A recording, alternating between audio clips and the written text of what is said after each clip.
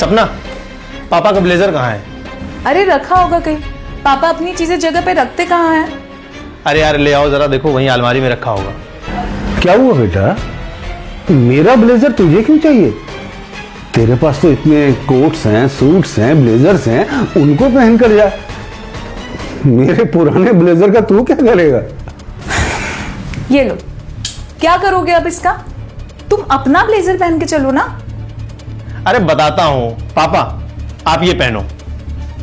क्यों बेटा, कहीं चलना है क्या? अरे आप पहले पहनो तो सही।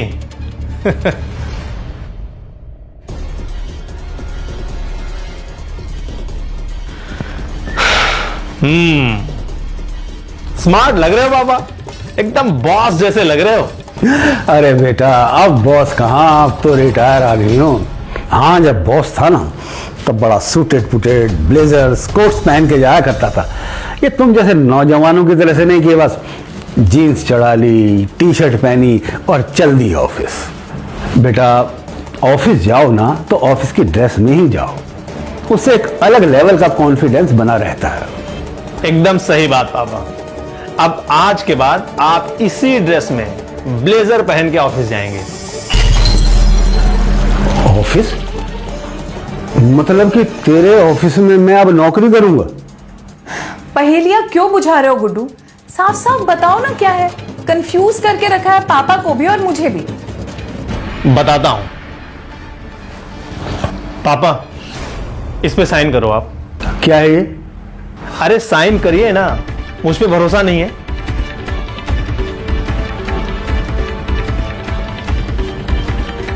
करिए।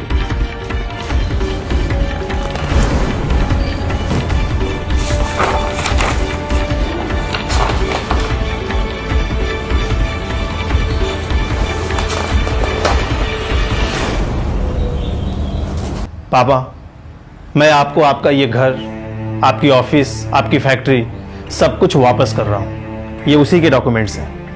क्या बेटा, मतलब तू कहीं जा रहा है? तू मेरे साथ नहीं रहेगा? मुझसे कोई गलती हुई क्या बेटा? हाँ पापा, आपसे गलती हुई है और बहुत बड़ी गलती हुई है। आपने आपका घर, ऑफिस, फैक्ट्री, बैंक बैलेंस सब कुछ अपने बेटे और बहू के नाम पर कर दिया। अपने लिए कुछ भी नहीं रखा। आपने ये भी नहीं सोचा कि स्वार्थी दुनिया में बेटे और बहू भी पैसे के लालची हो सकते हैं। जब आपके पास कुछ भी नहीं रहेगा तब वो आपका ख्याल नहीं रखेंगे। खुद तो खाएंगे मटर पनीर और आपके लिए रहेगा कद्दू की सब्जी और सूखी सूखी रोटी। अरे सपना, वो मेरी टेबल पे एक पिंक कलर की फाइल रखी है, जरा दे दो तुम। मिस्टर मेहता की फाइल है, बहुत इंपॉर्टेंट है, मैं भूल गया था।